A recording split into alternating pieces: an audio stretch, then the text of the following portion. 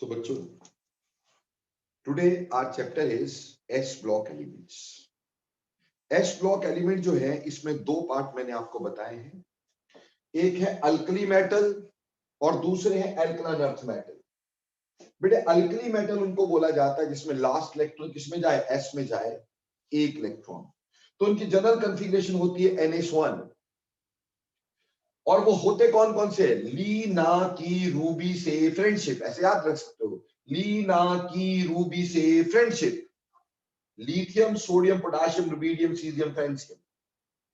इनको alkali metal इसलिए बोला जाता है when they are put in water they form strong alkaline solution। जब इसको वाटर में डाला जाता है तो ये अल्कलाइन सॉल्यूशन बनाते हैं, इसलिए इनको अल्कली मेटल्स बोला जाता है। दूसरी तरफ हमारे पास होते हैं alkaline earth metals. Alkaline earth metal वो होते हैं they also form strong alkaline solutions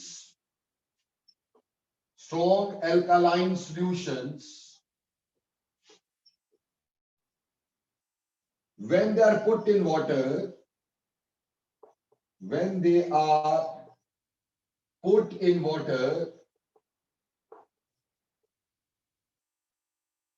are heavy also, they are heavy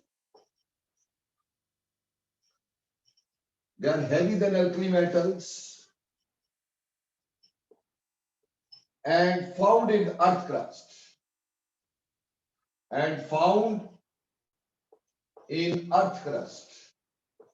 कई लोग बोलते हैं क्योंकि ये अर्थ क्रस्ट में पाए जाते हैं इसलिए इनको अल्कलाइन अर्थ मेटल बोलते हैं। कई लोग ऐसा बोलते हैं बिकॉज ये अर्थ क्रस्ट में पाए जाते हैं इसलिए इनको अल्कलाइन अर्थ मेटल बोलते हैं, पर बेटा ये एक्चुअली सही बात नहीं है।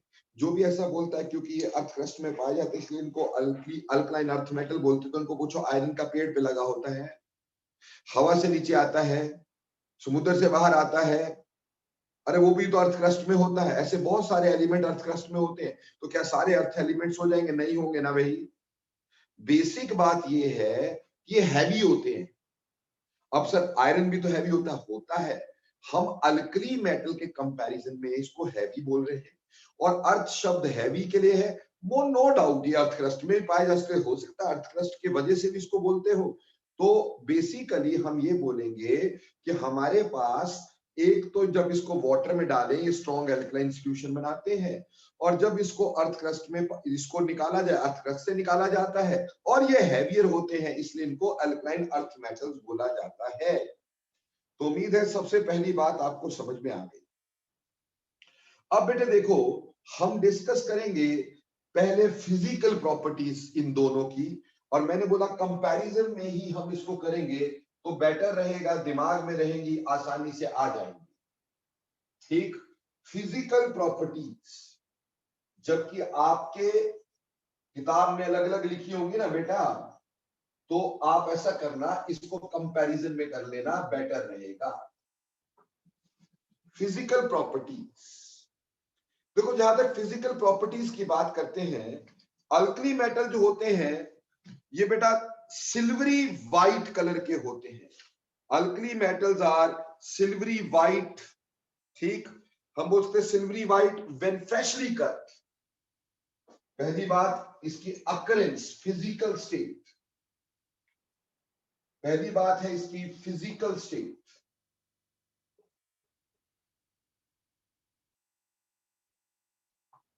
ठीक है जी, और फिजिकल स्टेट में मैंने आपको बताया दे आर सिल्वरी व्हाइट, यानी इसका कलर जो होता है सिल्वरी व्हाइट होता है व्हेन फ्रेशली कट, बट पड़े पड़े ये थोड़ा ग्रेइश टिंच में आ जाते हैं बिकॉज बहुत रिएक्टिव होते हैं। ठीक, और ये एयर से रिएक्ट करके ऑक्साइड बना देते हैं और अपना लस्टर लूज कर देते हैं। ठीक, यानी पहली बात they are silvery white when freshly cut and lose their luster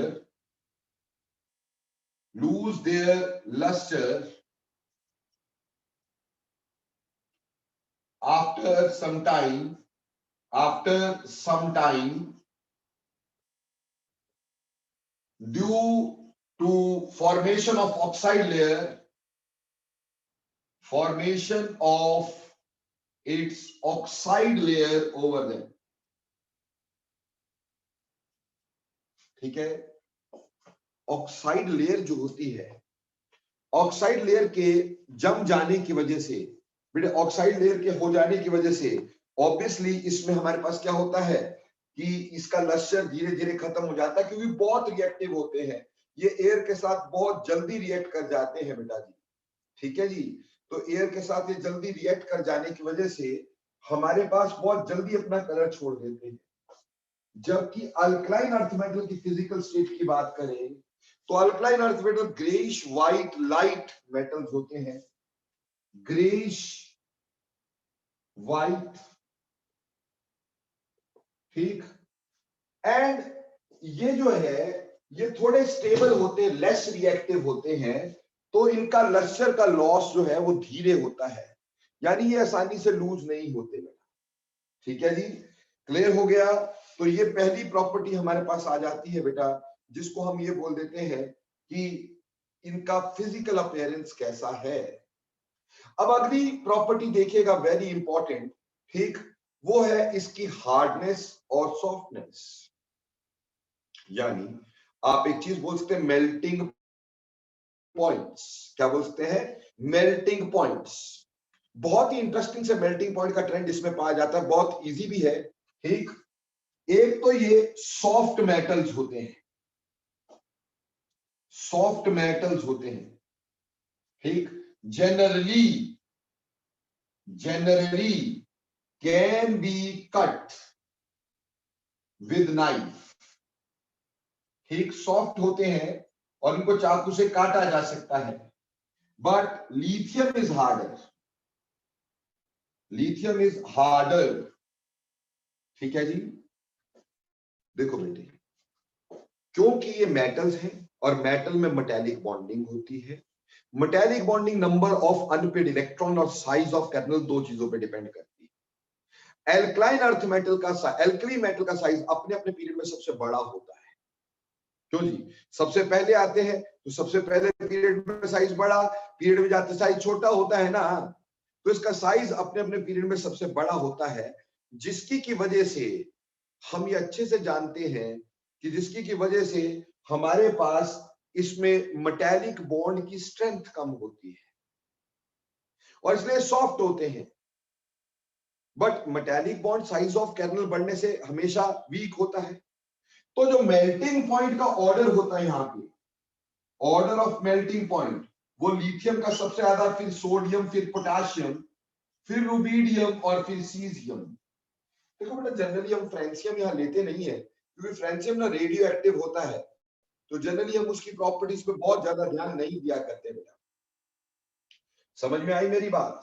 तो कहने का मतलब ये सॉफ्ट होते हैं, ठीक, और जनरली यू कैन से दे can B cut through knife. हालांकि लिथियम जो है वो आपके पास हार्डर होता है बेटा जी, समझ में आई बात, और उसको आप नहीं काट सकते हैं विद नाइफ। क्लियर हो गई मेरी बात कि नहीं हुई? अब देखो बेटे, जहां तक इसकी बात करें, ठीक, इसमें कर्नल का साइज छोटा हो जाता है, तो somewhat harder than alkali metals। बेटा अल्कली मेटल से थोड़ा सा हार्ड होते हैं ये, और melting points are more than that of alkali metals. Alkali metal के मुकाबले मेल्टिंग पॉइंट मोर होता है, melting point is much higher than alkali metals. आप यहीं से अंदाजा लगा सकते हैं कि अल्कली मेटल का मेल्टिंग पॉइंट मैक्सिमम लिथियम का है 400 समथिंग, 461 केल्विन के करीब, और इसमें कम से कम मेल्टिंग पॉइंट, सबसे कम जो उधर ज्यादा से ज्यादा 460 है और इधर कम से कम 920 है, यानी सबसे कम जिसका मेल्टिंग पॉइंट है वो भी इससे डबल है। ये बड़ी इंटरेस्टिंग बात है ना भाई, यहाँ पे आपका मेल्टिंग पॉइंट जो है वो थोड़ा सा अलग आ जाता है। ठीक है जी, रेगुलर ट्रेंड इसमें खैर नहीं होता, वो बात अलग है, मैं बताऊंगा अभी आपको इसके बारे में। बड़ा इंटरेस्टिंग सा इसमें ट्रेंड पाया गया मेल्टिंग पॉइंट का। ठीक, देखो बेटे, अगर मेल्टिंग पॉइंट का ट्रेंड देखो तो बेरिलियम का मेल्टिंग पॉइंट ज्यादा होना चाहिए, वो है। मैग्नीशियम का कम होना चाहिए, वो है। लेकिन मैग्नीशियम का सबसे ही कम हो जाता है यार, मैग्नीशियम का लीस्ट हो जाता है। और उसके बाद कैल्शियम, कैल्शियम के बाद स्ट्रोंशियम का थोड़ा कम, ठीक, बेरियम का और, लेकिन मैग्नीशियम बहुत कम होता है। ठीक, यानी इस ऑर्डर में देखा जाए, beryllium is more then calcium, which is more than strontium, which is more than barium, which is lesser than magnesium, which is more than magnesium. Magnesium का melting point exceptionally सबसे कम पाया गया बेटा, ये exception है यहाँ पर, this is exception and could not be properly explained. but इसकी explanation हम इस बात में बोलते हैं कि इसके अंदर जो पैकिंग है बेटा वो अलग अलग तरह की होती है। ठीक है जी, बेसिकली बेरिलियम, आगे +2 में पढ़ोगे, बॉडी सेंटर्ड क्यूबिक बनाता है। एक पैकिंग ऐसी होती है बॉडी सेंटर्ड क्यूबिक, जबकि मैग्नीशियम और कैल्शियम हेक्सागोनल पैकिंग बनाते हैं और बाकी क्यूबिक पैकिंग बनाते हैं। हेक्सागोनल की पैकिंग थोड़ी सी लेस होती, तो लगभग क्यूबिक की तरह की है, बट उसको थोड़ी लेस एफिशिएंट माना जाता है, लेस पास माना जाता है। इसलिए मेल्टिंग पॉइंट मैग्नीशियम का एक्सेप्शनली इसमें कम हो जाता है। That is being on packing, what sort of packing it has. ठीक है बच्चे, तो पहली दो फिजिकल प्रॉपर्टी समझ में आई, तो आगे चले। चलो फटाफट से बताओ, यस और नो, क्विकली बताना बेटा।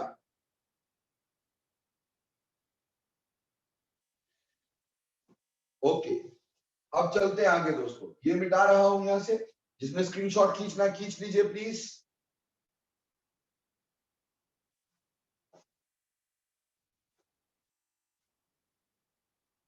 अगली बात देखिएगा, जब बेटे अल्कली मेटल की और अल्कलाइन अर्थ मेटल की फिजिकल प्रॉपर्टीज की हम बात करते हैं, ठीक, तो अभी तक जो मैंने फिजिकल प्रॉपर्टीज आपको बताई है, दे आर वेरी सिंपल। 2-3 बताइए, एक तो फिजिकल स्टेट और एक मेल्टिंग पॉइंट हार्डनेस है। लेकिन अब थोड़ा इसकी डिटेलिंग ज्यादा लेंगे। सबसे पहले हम जो डिस्कस करेंगे वो करेंगे एटॉमिक रेडियाई, एटॉमिक रेडियस। जैसा हम जानते हैं कि size down to the group जाते हुए क्या होता है, बढ़ता है। एक तो अल्कली मेटल जो होते हैं, they are largest in their respective periods, largest atomic radii, atomic radius in their periods, इनके रिस्पेक्टिव पीरियड्स में इनका एटॉमिक रेडियाई काफी बड़ा, काफी लार्ज होता है। They have large atomic radius in their respective periods. Largest बोल लीजिए, सबसे बड़े, क्योंकि पीरियड में जाते साइज छोटा होता है। हाँ, नोबल गैसेस का साइज हम एब्रप्टली ज्यादा मान के चलते हैं, उसका रीजन ही अलग होता है, और वो बहुत सिंपल रीजन होता है कि जो नोबल गैसेस होती हैं बेटा, उसमें वेंडर वॉल रेडिया देखा जाता है, बाकी सब जगह कोवलेंट रेडिया देखा जाता है, जबकि नोबल गैसेस में वेंडर वॉल रेडिया देखा जाता है। क्लियर है? ठीक, तो ये सबसे पहली बात, एटॉमिक रेडियस जो है लार्जेस्ट है in the period. On the other hand alkali, जो अल्कलाइन अर्थ मेटल है, ठीक, इनका atomic radius is somewhat less than that of alkali metal, but still they are quite large, ठीक, but they are less than alkali metals, size is smaller than alkali metals. Alkali metals, interesting बात, down the group हमेशा size बढ़ता है, down the group size increases, down the group size increases. ठीक, ये ध्यान दीजिएगा, हमारे पास डाउन दो ग्रुप है, lithium, sodium, potassium, rubidium, caesium. Francium generally लेना नहीं चाहिए बेटा, क्योंकि उसकी प्रॉब्लम मैंने आपको बताई है कि ये रेडियो एक्टिव होता है, बट अगर ले भी लोगे तो मेरा कुछ जाएगा तो नहीं वैसे। ठीक, तो देखो बेटे इसमें क्या होता है कि बेसिकली साइज जो है वो इंक्रीज करता जाएगा। लिथियम का थोड़ा छोटा है, सोडियम का बड़ा है, ठीक है जी, और मैग्नीश पोटाशियम का और भी बड़ा है, रुबीडियम का बड़ा है, सीजियम का और बड़ा है, फ्रेंसियम का और बड़ा है। बट एक खास बात देखिएगा, ये जो इंक्रीज है ये फर्स्ट 3 एलिमेंट्स के लिए मोर है, मोर इंक्रीज इन साइज, ठीक, इन रेडियस, पहले 3 एलिमेंट्स के लिए। और उसके बाद इंक्रीज तो है but increase is less, increase is less, यानी साइज डाउनवर्ड बढ़ना तो है ही, ठीक, बढ़ना तो है ही है, बट पहले 3 का बहुत ज्यादा बढ़ता है, उसके बाद साइज का इंक्रीज थोड़ा सा कम हो जाता है। ऐसा क्यों होता होगा? इट इज वेरी सिंपल कि इन 3 से पहले तो कोई डी ब्लॉक आया ही नहीं था। इसकी कॉन्फ़िगरेशन थी 1s2 2s1, इसकी थी 3s1, इसकी थी 4s1, अभी तक डी आया नहीं। अब इसके बाद डी आएगा, तो कहने का मतलब यह है कि इसके पहले डी ब्लॉक भर जाती है, ठीक। तो आप बोलोगे कि पहले 3 एलिमेंट में डी ब्लॉक नहीं आती, उसके अगले एलिमेंट्स में डी ब्लॉक पहले भरती है, उसके बाद एस ब्लॉक भरती है। और D orbitals are always poor screeners. अब तो 1000 बार ये बात हो गई कि D orbitals are poor screener, इसलिए outermost electron are tightly held, और इसलिए साइज जो होगा बेटे जितना बढ़ना चाहिए उतना बढ़ नहीं पाएगा। Am I clear? क्या कहा मैंने? मैंने ये कहा कि पहले डी ब्लॉक होती नहीं तो साइज का इंक्रीज खूब ज्यादा हो जाता है, उसके बाद डी ब्लॉक भर जाने की वजह से पहले डी भरेगी फिर एस भरेगा, and D is always poor screener, उनकी स्क्रीनिंग पावर पुअर होती है। और हम ये जानते हैं Z effective, that is effective nuclear charge is Z minus sigma, nuclear charge minus screening constant. Z होता है न्यूक्लियर चार्ज और सिग्मा होता है स्क्रीनिंग कांस्टेंट। तो बेटे जब डाउनवर्ड जाते हैं तो न्यूक्लियर चार्ज तो इंक्रीज हो जाता है, लेकिन स्क्रीनिंग बहुत ज्यादा नहीं बढ़ती, क्योंकि डी आर पुअर स्क्रीनर्स। तो ये ज्यादा बढ़ गया, ये कम बढ़ा, तो Z इफेक्टिव यानी इफेक्टिव न्यूक्लियर चार्ज बढ़ जाएगा, तो आउटर मोस्ट इलेक्ट्रॉन टाइटली खींचेंगे, तो जितना साइज बढ़ना चाहिए था उतना साइज बढ़ेगा नहीं, थोड़ा बढ़ेगा। बोलो बेटा ये लॉजिक समझ में आया कि नहीं? क्विकली बोलना, बहुत इंपॉर्टेंट लॉजिक, जल्दी जल्दी बोलना बेटा, टाइम नहीं इतना अपने पास। Okay, very very. रिपीट कर दो। पहले 3 एलिमेंट के लिए रेडियस का इंक्रीज बहुत ज्यादा होता है, क्योंकि इससे पहले डी ऑर्बिटल नहीं आते, लेकिन अगले 3 एलिमेंट में साइज का इंक्रीज कम होता है, क्योंकि लास्ट इलेक्ट्रॉन भरने से पहले डी ब्लॉक भर जाती है। डी ब्लॉक जो होती है वो poor screener, D orbital poor screener होते हैं, तो उनकी स्क्रीनिंग पावर बहुत कम होती है, सिग्मा का इंक्रीज बहुत कम होगा। जबकि डाउनवर्ड न्यूक्लियर चार्ज तो बढ़ेगा ही, तो न्यूक्लियर चार्ज का इंक्रीज बहुत ज्यादा होगा, ये बहुत ज्यादा बढ़ेगा, ये कम बढ़ेगा, तो Z इफेक्टिव बहुत ज्यादा बढ़ जाएगा, और इसलिए आउटर मोस्ट इलेक्ट्रॉन टाइटली खिंच जाएंगे, साइज जितना बढ़ना चाहिए उतना इंक्रीज नहीं होगा। So this is how we see atomic radii. Okay sir. Clear है सभी बच्चों को? सर हाँ जी बेटे बोलो, बोलो आशीष। सर स्क्रीनिंग का मतलब क्या सर? स्क्रीनिंग का मतलब बेटा अंदर के इलेक्ट्रॉन जब बाहर के इलेक्ट्रॉन को छुपाते हैं उसको स्क्रीनिंग बोलते हैं बेटा। अंदर के इलेक्ट्रॉन बाहर के इलेक्ट्रॉन को क्या कर देते हैं? स्क्रीन कर देते हैं, न्यूक्लियस का इंफ्लुएंस उस तक पहुंचने नहीं देते, उसको स्क्रीनिंग बोलते हैं बेटा। पीरियोडिक प्रॉपर्टीज में ये पढ़ाया जाता है। Clear? Yes sir, yes sir. Okay, अब चलिए अगला। अब यहां पे हमने साइज की बात की, तो ऑब्वियसली साइज लेस देन, और ये भी down to the group increase ही करेगा। Beryllium, magnesium, calcium, strontium, barium, radium, इसमें भी पहले 3 का increase is quite large for the same reason, and then increase is not much, increase is less, same thing is there. Size down to the group बढ़ना था, वो मैंने आपको बता दिया। ये समझ में आया कि नहीं आया? फटाफट से बेटे यस लिख दे ताकि मैं आगे चल सकूं।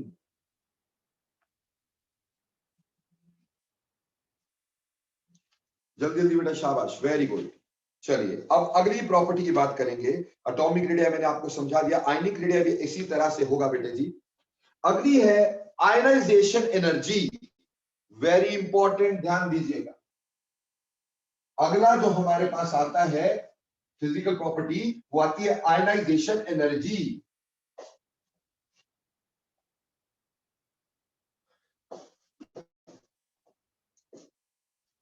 अगली है आयोनाइजेशन एनर्जी।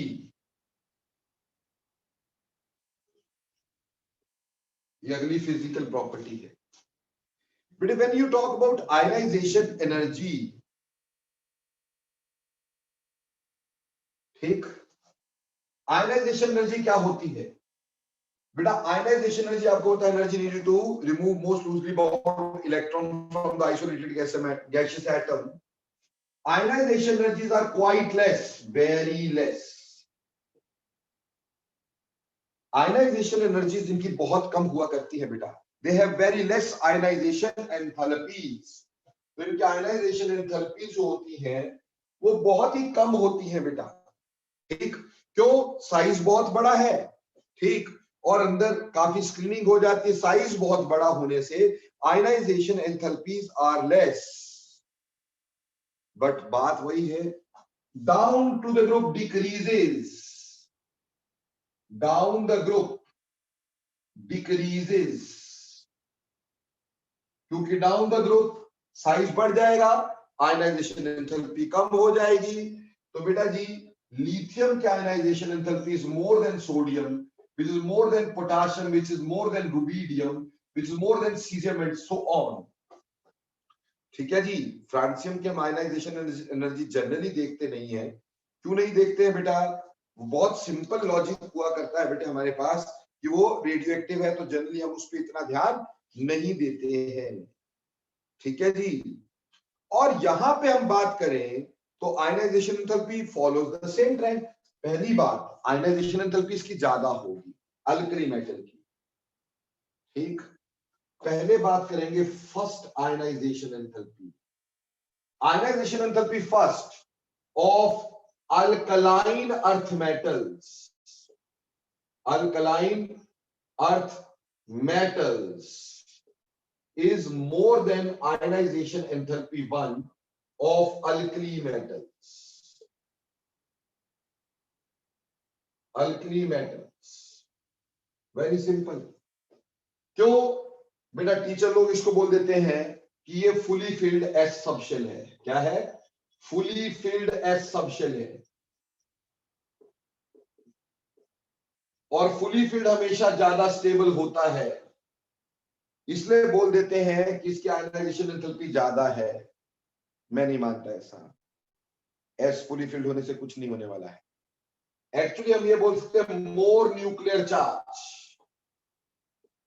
मोर nuclear charge. Alkaline earth metals में न्यूक्लियस का चार्ज ज्यादा होगा, तो इलेक्ट्रॉन टाइटली है, इलेक्ट्रॉन आर टाइटली हेल्ड, तो ionization enthalpy is more. Very simple, ठीक, clear.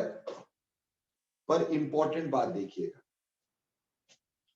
Ionization enthalpy 2 second of alkaline earth metals, alkaline earth metals is less than ionization enthalpy 2 of alkali metals. ये बहुत interesting है कि पहले वाली first ionization enthalpy तो किसकी ज्यादा है बेटा फर्स्ट आयनाइजेशन एंथैल्पी जो है वो हमारे पास अल्कलाइन अर्थ मेटल की ज्यादा है।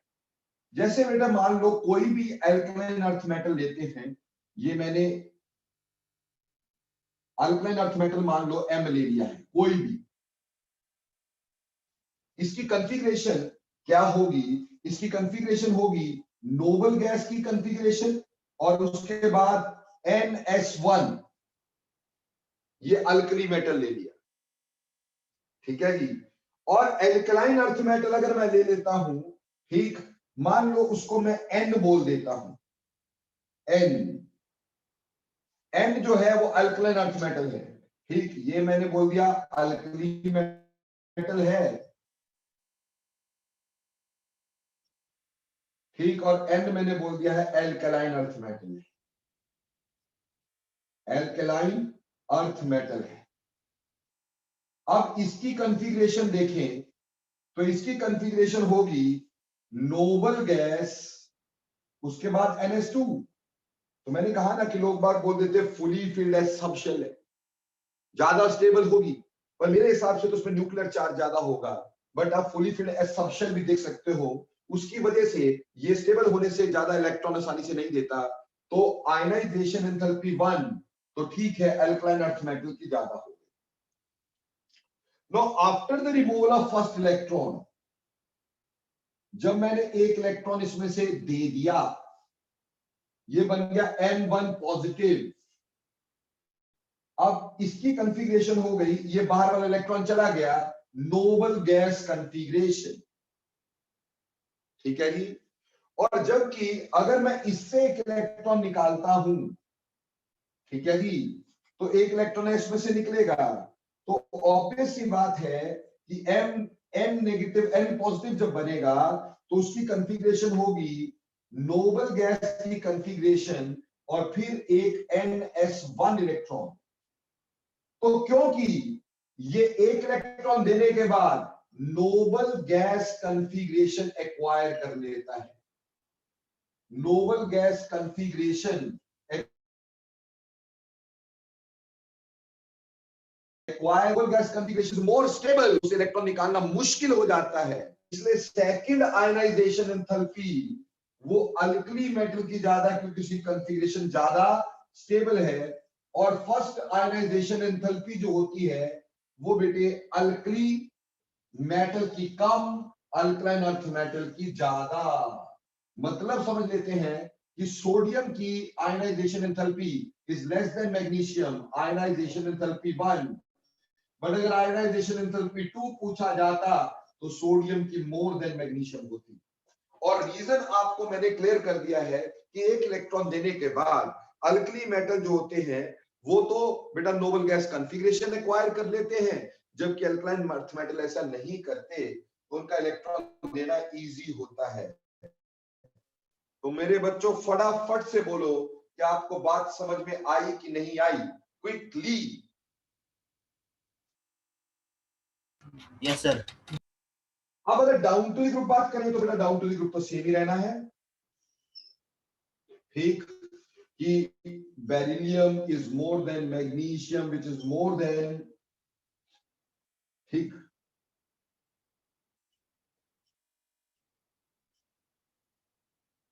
ठीक, ये तो यही रहना है, इसमें तो कोई शक नहीं है कि ये इसमें कोई नई बात मैंने आप बतानी नहीं, सब पुराना है, ठीक। लेकिन एक बात जो मैं आपको बताऊंगा, शायद ही कोई आपको बताएगा कि रेडियम की आयनाइजेशन एंथैल्पी अगर देखें ना, हम देखते नहीं है बात अलग है, तो रेडियम की ज्यादा पाई गई है, एक्सपेरिमेंटली ज्यादा पाई गई है रेडियम की भाई, समझ में आई? फर्स्ट भी सेकंड भी ज्यादा पाई गई है रेडियम की, क्लियर हो गई बात कि नहीं? तो ये थी आयनाइजेशन एंथैल्पी। क्योंकि बेटा आयनाइजेशन एंथैल्पी इसकी कम है, ठीक, यानी इलेक्ट्रॉन पकड़ के रखना इसके लिए मुश्किल है, सो मैनी ऑफ देम, इसमें से many of them show photo electric effect, show photo electric effect, photo electric effect, बहुत सारे जो हैं ये फोटो इलेक्ट्रिक इफेक्ट शो करते हैं। ना फोटो इलेक्ट्रिक इफेक्ट आपने स्ट्रक्चर ऑफ एटम में पढ़ा कि जब किसी मेटल पे लाइट गिरती है तो उससे इलेक्ट्रॉन बाहर निकल जाते हैं। This ejection of electron from the metal surface when light falls over it is called as photoelectric effect. जब लाइट किसी मेटल सरफेस पे गिरती है और से इलेक्ट्रॉन बाहर निकल जाते हैं उसको फोटो इलेक्ट्रिक इफेक्ट बोलते हैं, क्योंकि इनकी आयनाइजेशन एंथैल्पी कम होती है। इसलिए जैसे लाइट गिरती है इससे इलेक्ट्रॉन निकल सकते हैं, तो they can show photo electric effect also. And बेटा जो हमारे फोटोवोल्टिक सेल होते हैं ना उसमें potassium and caesium is used in photovoltaic sales.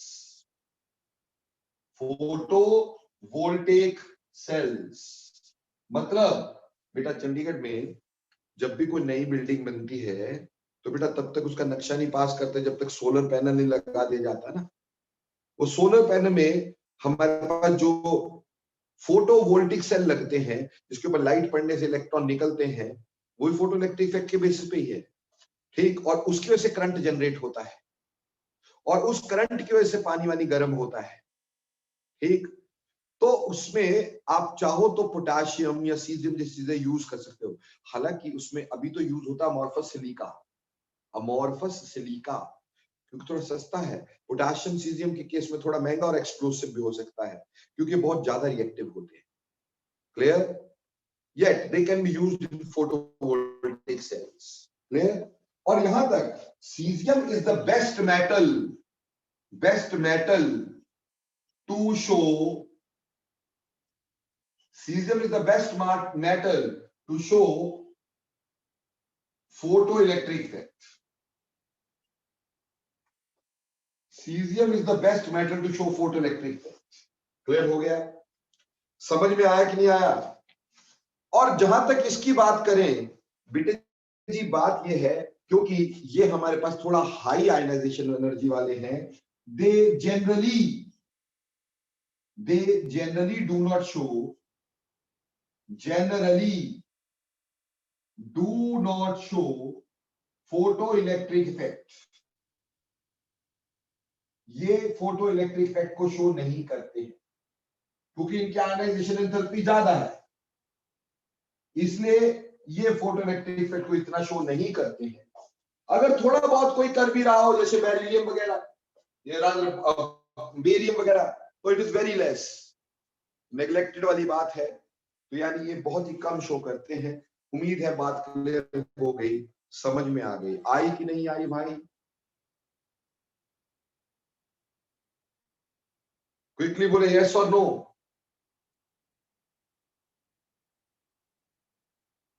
बेटे मैंने बोला वो रेडियम जो है एक्सेप्शन है, there is no need to ask that.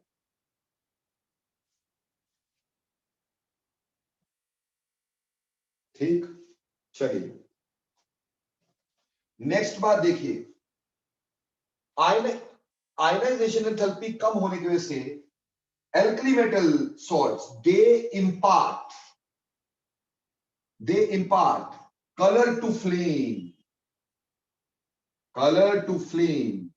बेटा ये फ्लेम को कलर इंपार्ट कर देते हैं। दे impart color to flame, ठीक। जैसे लिथियम जो होता है वो कलर देता है बेटा crimson red. Lithium gives crimson red colour, ठीक। Sodium gives golden yellow colour. जब इसको बंसन बर्नर की फ्लेम पे हीट किया जाए ये कलर देते हैं। Potassium gives pale violet colour, ठीक है जी। और वहीं पर लिथियम सोडियम पोटेशियम आगे क्या आएगा हमारे पास? Rubidium reddish violet,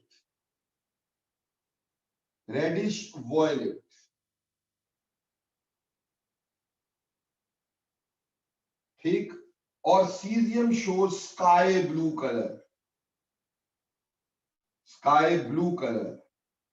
they show colour to flame because क्यों शो करते हैं colour to flame? Because ionization energy कम है, तो बंसन बर्नर की हीट इनफ हो जाती है इसके इलेक्ट्रॉन को एक्साइट करने के लिए। तो बंसन बर्नर में ये इलेक्ट्रॉन एक्साइट हो जाते हैं, they can fall back by releasing that energy जो कि विजिबल स्पेक्ट्रम में पड़ती है। इस वजह से बेटे ये कलर्ड होते हैं, यानी इनके electron can be easily excited by Bunsen burner flame, therefore they are coloured. समझ में आई मेरी बात? अरे क्लियर हो गया? वहीं पर अगर मैं इसकी बात करूं तो देखो बेटा, इसमें beryllium and magnesium do not impart color to flame, impart color to flame। जो बेरिलियम है और जो मैग्नीशियम है ये फ्लेम को कलर नहीं देते भाई। क्यों? इनकी आयनाइजेशन एंथैल्पीज आर मोर। तो बंसन बर्नर की हीट में या बंसन बर्नर की लाइट में या बंसन बर्नर की फ्लेम में इनफ एनर्जी नहीं होती कि इसके इलेक्ट्रॉन को एक्साइट किया जा सके। मेरी बात समझ में आती है भाई? क्या कह रहा हूं मैं कह रहा हूं बेरिलियम और मैग्नीशियम जो होता है वो कलर टू फ्लेम नहीं देते हैं। क्यों? क्योंकि इनकी आयनाइजेशन एंथैल्पी बहुत ज्यादा होती है। तो इतनी एंथैल्पी होने की वजह से बेटा बंसन बर्नर की फ्लेम में इतनी एनर्जी नहीं होती कि वो इसके इलेक्ट्रॉन्स को एक्साइट कर दे, और इलेक्ट्रॉन को एक्साइट करके हमारे पास कलर दे दे फ्लेम को। इतनी एनर्जी नहीं पाई जाती है बेरिलियम और मैग्नीशियम में। बात समझ में आती है? इतनी रादर बंसन बर्नर में नहीं पाई जाती कि बेरिलियम और मैग्नीशियम के इलेक्ट्रॉन को एक्साइट कर सके। बट उसके बाद उसका कैल्शियम उसके बाद यहां आ जाओ, calcium shows brick red colour. इस साइड में लिख रहा हूं यहां पे, ठीक। Strontium shows crimson red colour, ठीक। Barium gives apple green colour, ठीक है जी। तो बेसिकली सिर्फ मैग्नीशियम बेरिलियम को छोड़ करके बाकी सारे फ्लेम को कलर देते हैं। हालांकि एक बात जरूर दिमाग में रखना कि magnesium Burns with dazzling flame, चमकदार फ्लेम से जलता है। डेजलिंग फ्लेम कलर नहीं देता, बात अलग है, पर बहुत डेजलिंग सी फ्लेम, चमकदार सी फ्लेम देता है। ठीक है बच्चा लोग? पुराने समय में 1 मिनट के लिए दिवाली के दिन के लिए चले जाओ, 1 मिनट के लिए अपने दिमाग को दिवाली वाले दिन ले जाओ। बेटा दिवाली वाले दिन जितने भी पटाखे चलते हैं उनके थोड़े कलर दिमाग में लाओ। कैसे कलर होते हैं? या तो उसमें आपको गोल्डन येलो कलर दिखाई देगा, या क्रिम्सन रेड चमकदार सा लाल दिखाई देगा, या ब्रिक रेड टाइप दिखाई देगा, या एप्पल ग्रीन टाइप कलर दिखाई देगा, या स्काई ब्लू दिखाई देगा। बेटा कभी ऑरेंज कलर का पटाखा देखा चलता हुआ? होता नहीं है ऐसा। आजकल तो फिर भी होने लग गया, पहले तो बिल्कुल ही नहीं था। है कभी ऐसा बताओ कि पिंक कलर का पटाखा देखा हो? होता है क्या? नहीं होता, वॉयलेट होता है, पिंकिश वॉयलेट, यानी कि आप बोलो थोड़ा रेडिश वॉयलेट। तो पुराने समय में इसी के सॉल्ट यूज होते थे to give colour to fireworks. ठीक, इसी के सॉल्ट यूज होते थे to give colours to fireworks को कलर देने के लिए इन्हीं के सॉल्ट यूज होते थे। जैसे मान लो क्रिम्सन रेड कलर की अगर चिंगारियों वाला पटाखा बनाना है तो उसमें फिर हम क्या डाल देते थे? स्ट्रोंशियम का सॉल्ट डाल देते थे भाई। ठीक, एप्पल ग्रीन कलर भी उसमें मिक्स करना है, थोड़ा बेरियम का सॉल्ट भी मिक्स कर दिया। थोड़ा गोल्डन येलो भी आए तो थोड़ा सोडियम का सॉल्ट मिक्स कर दिया। ऐसे करके एल्कलाइन अर्थ मेटल और एल्कली मेटल के salts were used to give colour to the fireworks. But बेटे ये बहुत रिएक्टिव होते हैं, इसलिए इनका यूज करना बहुत खतरनाक होता है, that can result into what you can say, that can result into explosions.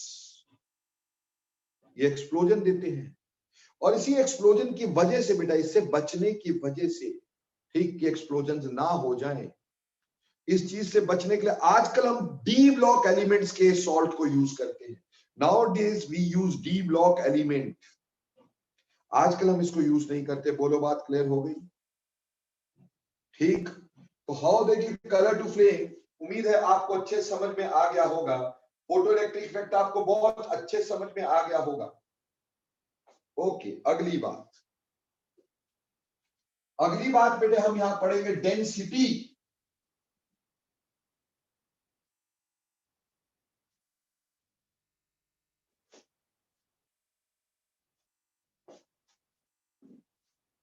Density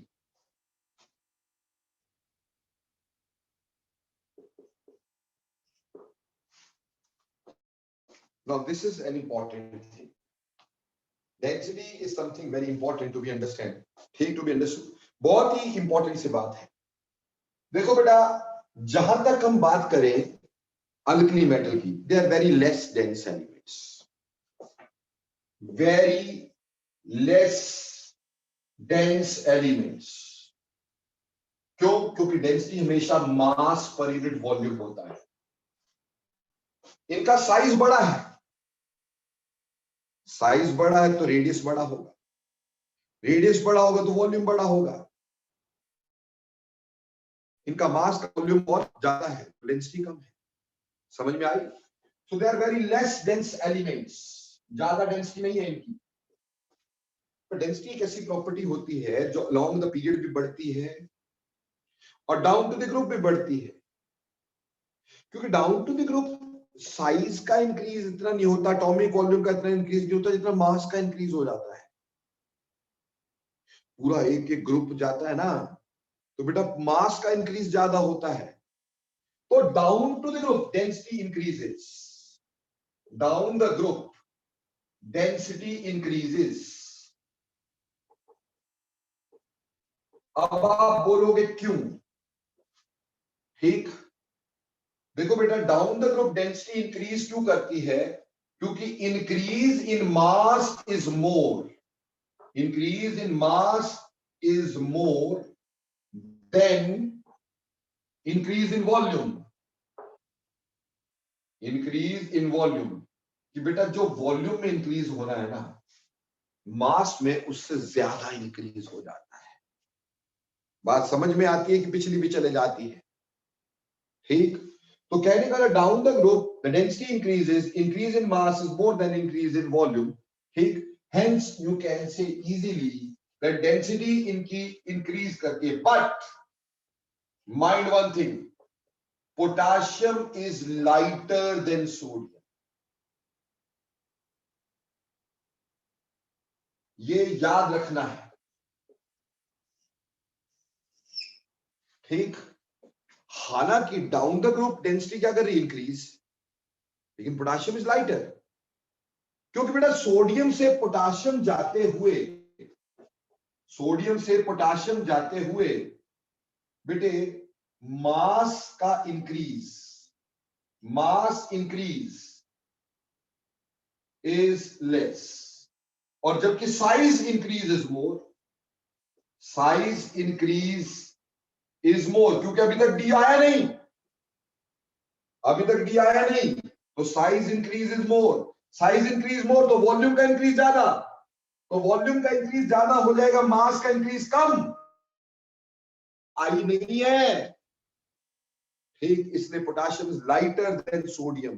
बोलो भाई, समझ में आता है potassium, why potassium is lighter than sodium? अच्छे से क्लियर हो जाता है कि नहीं होता है भाई?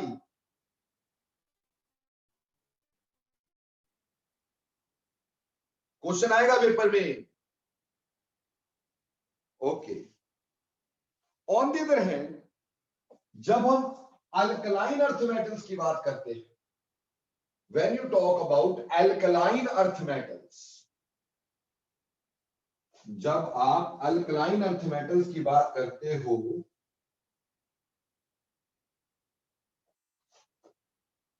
तो in alkaline earth metals, ठीक, density is somewhat more than alkali metals. Density is somewhat more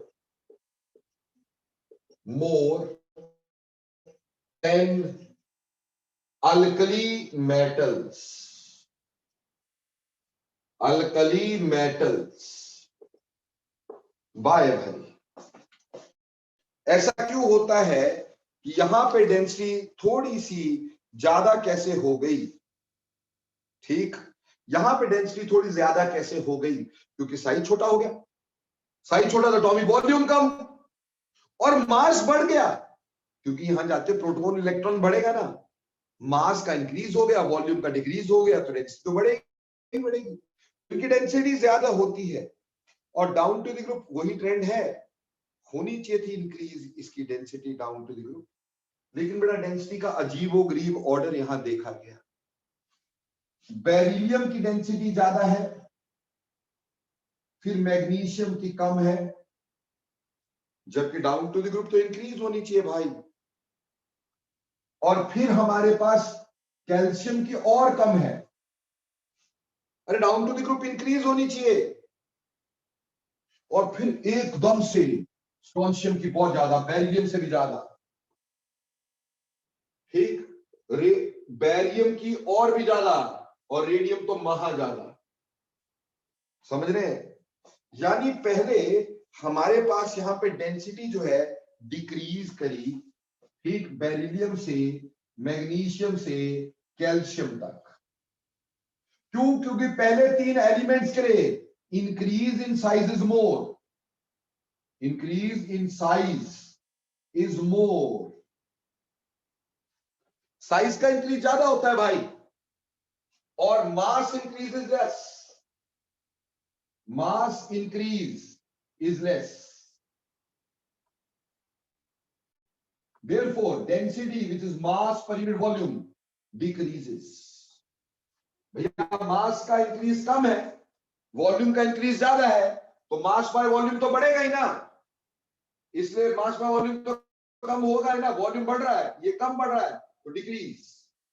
but इसके बाद साइज इंक्रीज कम होता है, क्योंकि इसका डी ऑर्बिटल आ जाते हैं, तो size increase is less,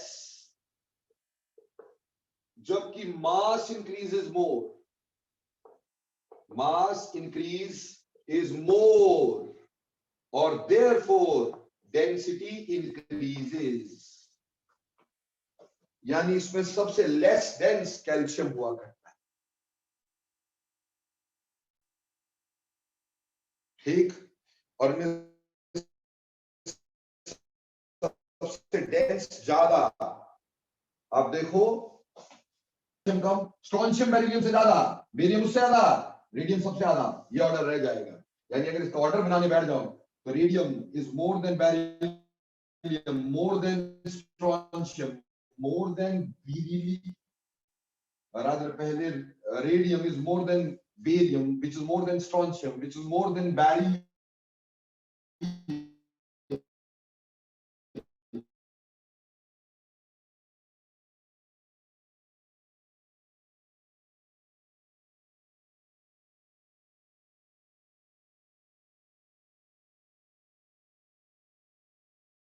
is more than magnesium, which is more than calcium. ये ऑर्डर, इसमें जो ऑर्डर रहना है वो कुछ इस तरह से है कि सबसे कम लिथियम का ही डेंसिटी रहना है, सबसे ज्यादा डेंसिटी हो जाएगी किसकी? ऑब्वियसली फ्रेंशियम, फिर किसकी होगी? सीजियम, सीजियम के बाद किसकी होगी? रुबीडियम, ठीक है जी, और रुबीडियम के बाद किसकी होगी बेटा? रुबीडियम के बाद सोडियम, सोडियम के बाद पोटाशियम, पोटाशियम के बाद लिथियम। ये ऑर्डर देख लीजिएगा, थोड़ा ध्यान देने के लिए इंपॉर्टेंट वाली बात है। तो उम्मीद है ये बात आपको क्लियर हो गई होगी, अगर हो गई है तो बताएं यस, नहीं हुई तो बताएं नो। ओके, तो डेंसिटी भी हो गई, ठीक, आपके पास सर जी बेटा बोलो जी। सर बस एक बार ये रिपीट कर दो कि वाई के is lighter then Na sodium.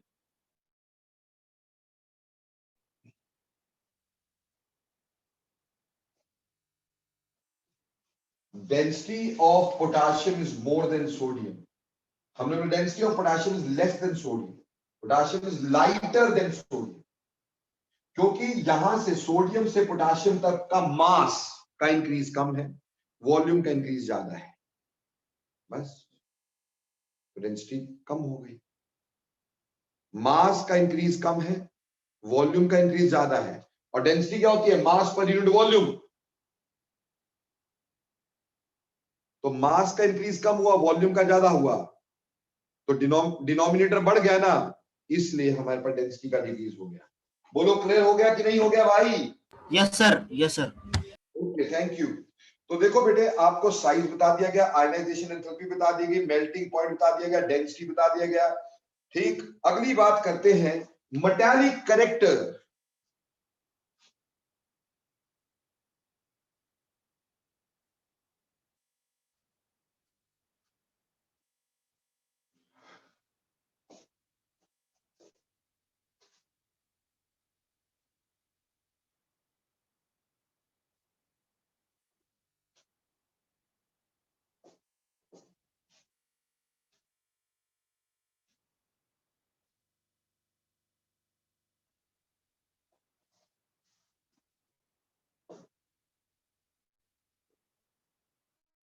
Metallic character,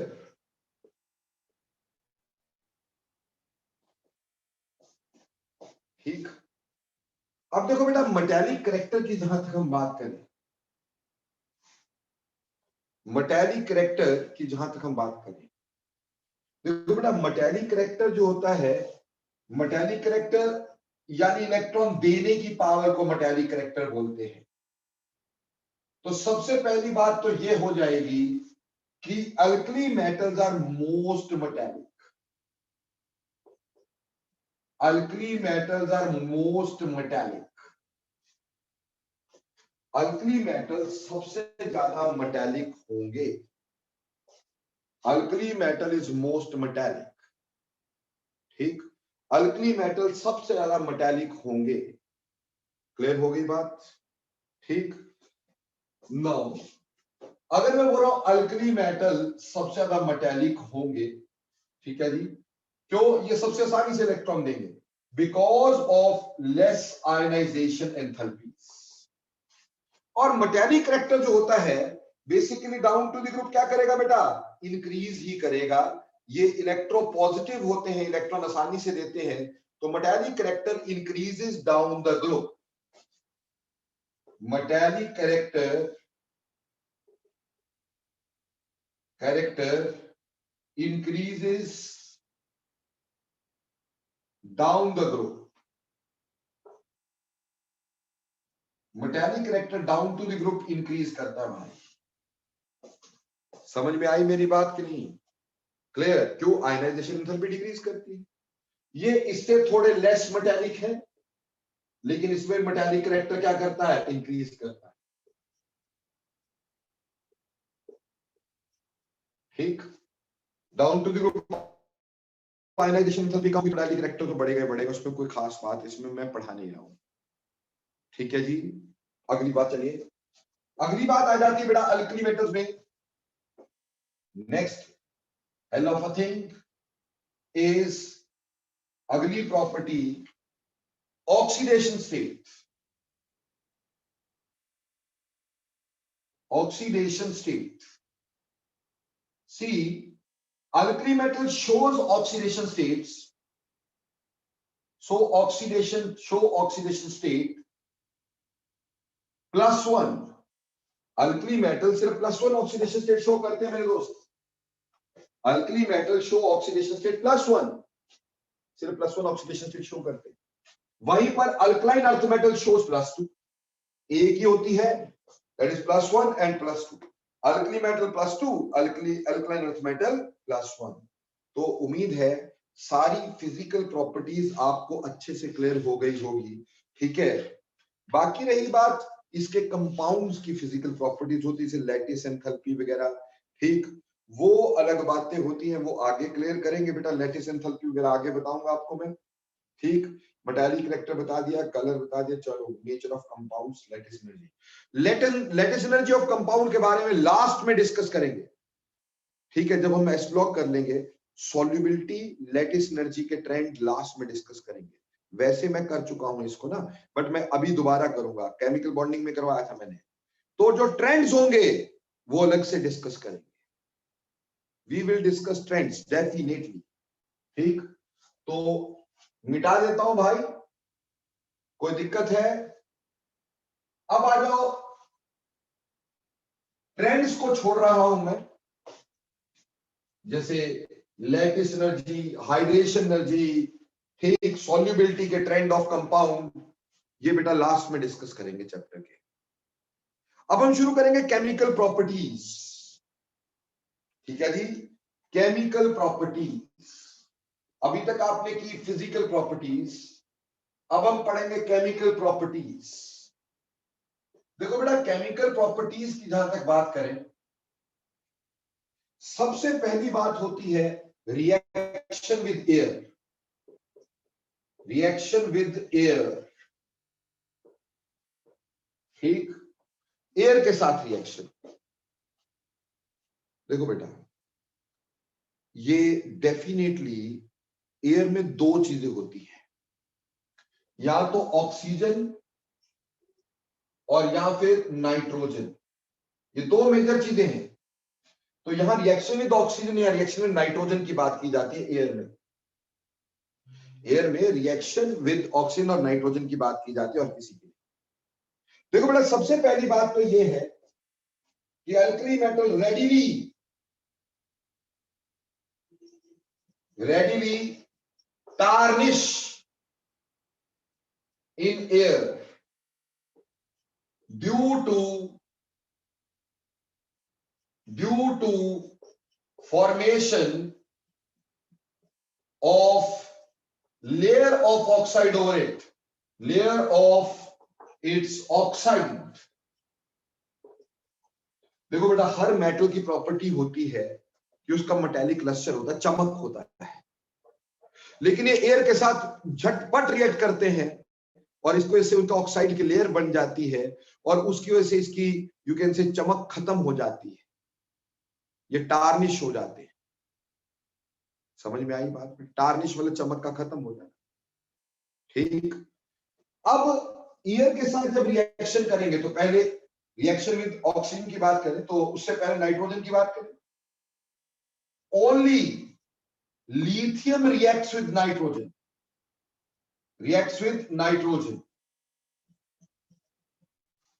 सिर्फ लिथियम रिएक्ट करती है नाइट्रोजन के साथ।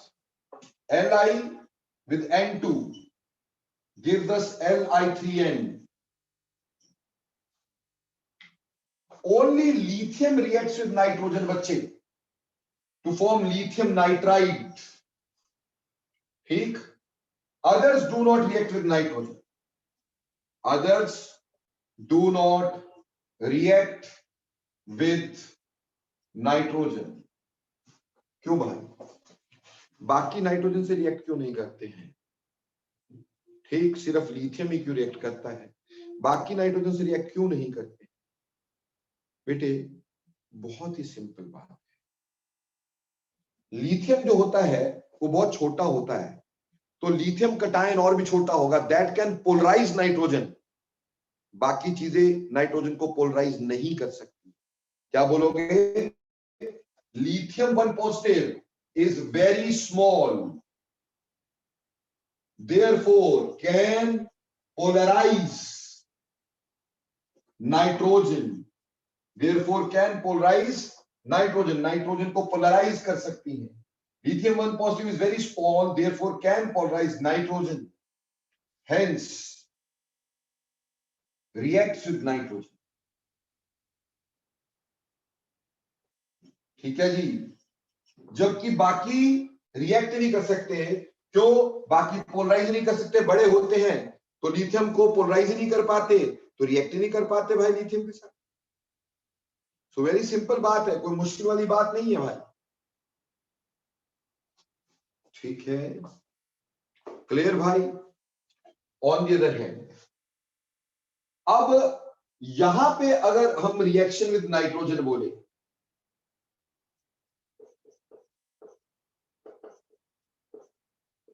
ठीक, तो पहले 3 element beryllium, magnesium and calcium can react with nitrogen, can react with nitrogen. जैसे मैग्नीशियम को नाइट्रोजन से रिएक्ट कर दो भाई, ठीक, ये बनाता है Mg3N2, इसको बोलते हैं मैग्नीशियम नाइट्राइट। ये व्हाइट कलर का पाउडर होता है।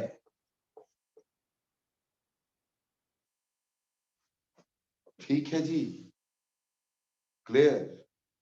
बेटे एक क्वेश्चन आता है, एन एलिमेंट ए, कंपटीशन में क्वेश्चन आता है, हरमन ध्यान देना, element A reacts with nitrogen या element A burns with dazzling flame, burns with dazzling flame, element A burns with dazzling flame when reacted in nitrogen gives white powder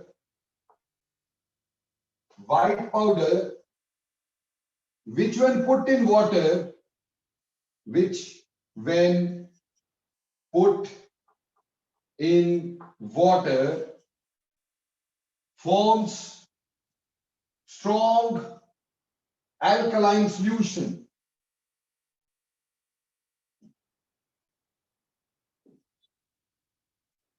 What is A?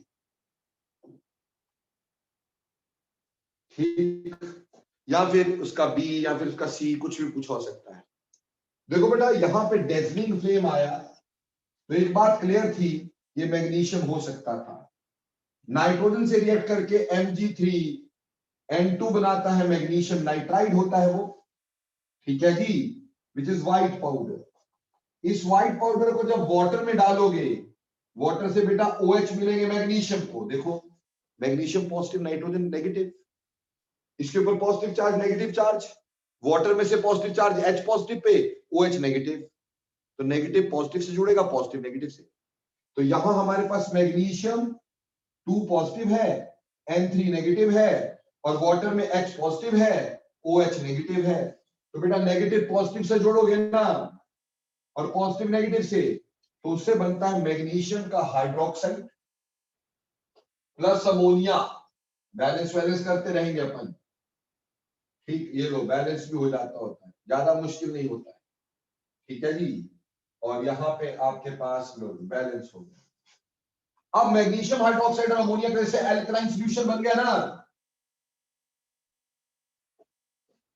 ठीक, बन गया ना alkaline solution. तो इस वजह से बेटे इस तरह का क्वेश्चन आ सकता है। बोलो बच्चे, नाइट्रोजन का रिएक्शन समझ में आया कि नहीं आया? Very quickly, okay. अब अगली बात, रिएक्शन विद एयर, ये मिटा रहा हूं। अल्कली मेटल में सिर्फ लिथियम रिएक्ट करता है, और अल्कलाइन अर्थ मेटल में बेरिलियम, मैग्नीशियम, कैल्शियम तीनों नाइट्रोजन से रिएक्ट करते हैं, बाकी नहीं करते हैं। आगे देखो, रिएक्शन विद ऑक्सीजन, अब एयर का दूसरा component, reaction with oxygen.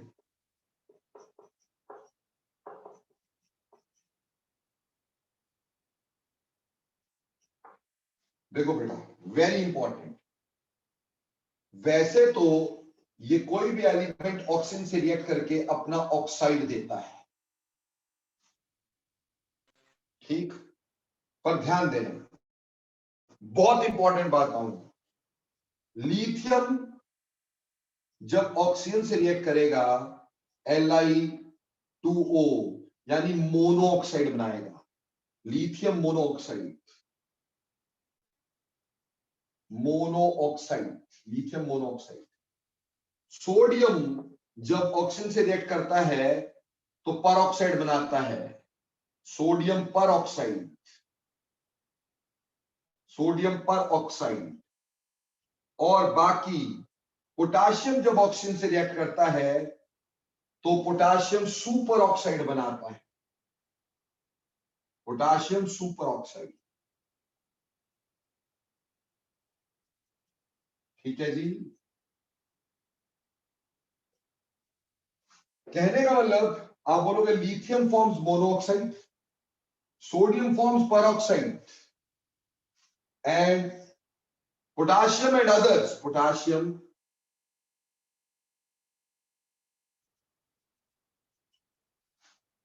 Francium का रिएक्शन शो नहीं करेंगे। बाकी पोटाशियम, रुबिडियम और सीजियम ये सुपर ऑक्साइड बनाते हैं।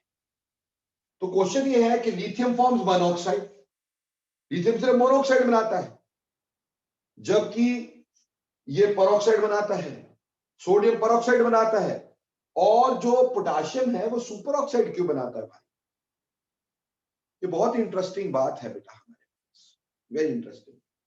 देखो बेटा, बात सिंपल सी ये है कि अगर मैं मोनोऑक्साइड देखूं तो O2 नेगेटिव ये मोनोऑक्साइड हो गया। अगर मैं O2 नेगेटिव देखूं ये परऑक्साइड हो गया। अगर मैं O2 नेगेटिव देखूं ये सुपर ऑक्साइड हो गया। अब ये परऑक्साइड और सुपर ऑक्साइड ये लार्ज है, बड़े हैं, and lithium is very small, can not accommodate large peroxide और सुपर ऑक्साइड आयन। क्या बोलोगे? Lithium 1 positive is very small, cannot accommodate large peroxide or superoxide ion। ठीक है भाई, कन्या छुटकी से हो, बंदा सुमो पहलवान हो, क्या आपस में स्टेबल हो पाएंगे दोस्त? क्या पक्की दोस्ती होगी? नहीं स्टेबलाइज हो पाएंगे। सिमिलरली एक सुमो आयन है बड़ा, लिथियम पिद्दू सा, वो उसको स्टेबलाइज नहीं कर पाता। इसलिए lithium is so small that it can not stabilize large peroxide और सुपरऑक्साइड आयन, तो it can form only monoxide. Where sodium is somewhat larger, तो थोड़ा चलो परऑक्साइड को संभाल लेंगे, दो सोडियम मिलके, पर सुपर ऑक्साइड उसके लिए भी बड़ा है और बाकी सुपर ऑक्साइड बना लेते हैं। तो why lithium forms monoxide, sodium forms peroxide and others form superoxide? बोलो, समझ में आई?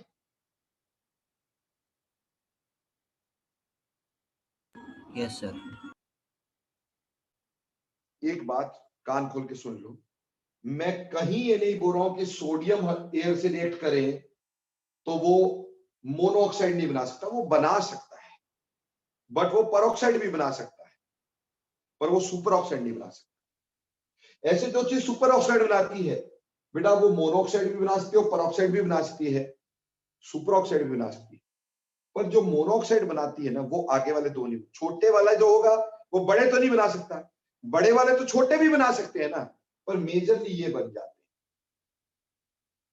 अब जब हम इधर आ जाते हैं एल्कलाइन अर्थ मैटर में, तो अल्कलाइन अर्थ मैटर में और भी इजी है। Beryllium, magnesium and calcium, they form monoxides. ठीक, और वहीं पर beryllium, magnesium, calcium form monoxides, और बाकी rest strontium, barium, they form peroxides. बेटा सुपर ऑक्साइड बनाता ही कोई नहीं इसमें। जैसे अगर कैल्शियम को एयर से रिएक्ट करवाओगे ऑक्सीजन से, तो कैल्शियम का ऑक्साइड बन जाएगा मोनोऑक्साइड, कैल्शियम मोनोऑक्साइड। सिमिलरली हमारे पास मैग्नीशियम का मोनोऑक्साइड,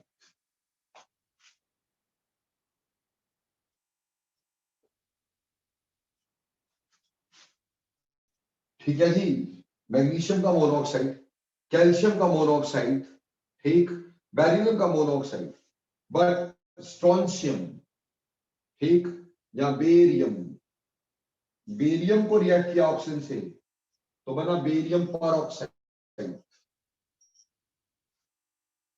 BaO2, बेरियम पर ऑक्साइड। तो इसमें सुपर ऑक्साइड कोई नहीं बनाते, इसमें सुपर ऑक्साइड कोई नहीं बनाते बेटा, ठीक। पहले 3 मोनोऑक्साइड, अगले पर ऑक्साइड।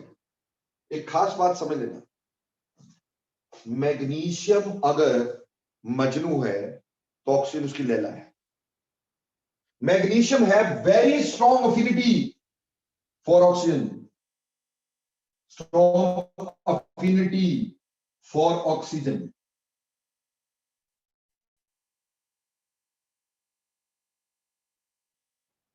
ठीक है जी, मैग्नीशियम की ऑक्सीजन के लिए बहुत स्ट्रॉन्ग अफिनिटी होती है, इतनी स्ट्रॉन्ग अफिनिटी कहीं से भी ऑक्सीजन लेता है जल जाता है और अपना ऑक्साइड बना लेता है।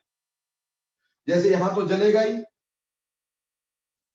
एक खास बात बता, दुनिया में कार्बन डाइऑक्साइड हर चीज को बुझाती है, magnesium keeps on burning, magnesium keeps on burning in jar of carbon dioxide और सल्फर डाइऑक्साइड, ठीक, और नाइट्रोजन। ठीक है जी, बड़ी इंटरेस्टिंग बात है कि magnesium, carbon dioxide is an extinguisher, आग बुझाता है, and magnesium keeps on burning in the jar of carbon dioxide. क्यों भाई? क्योंकि मैग्नीशियम जब कार्बन डाइऑक्साइड के साथ रिएक्ट करता है उसको अपनी लैला दिखाई देती है, वो इस लैला को छीन लेता है, अपने आप ऑक्साइड बनाता है, कार्बन को ठुड्डा मारता है।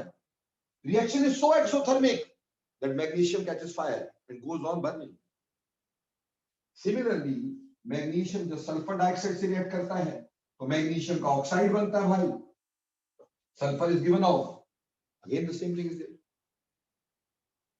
अगर मैग्नीशियम को नाइट्रोजन से रिएक्ट कर दो, अब ऑक्सीजन नहीं है, लैला नहीं है, तो लैला की बहन ही सही भाई, ठीक है ना, लैला नहीं तो लैला की बहन ही सही, नाइट्रोजन ऑक्सीजन बहनें है ना भाई, एक ही जगह रहती है, ठीक। तो हमारे पास मैग्नीशियम का नाइट्राइड बनता है। तो बाकी चीजें जिसमें नहीं जलती, मैग्नीशियम कीप्स ऑन बर्निंग, क्यों? इसकी ऑक्सीजन की तरफ अफिनिटी बहुत बहुत ज्यादा होती है। तो उम्मीद है क्लियर हुई बात, ठीक। अगली बात, इनके जो ऑक्साइड्स होते हैं दोनों के, ऑक्साइड्स आर बेसिक,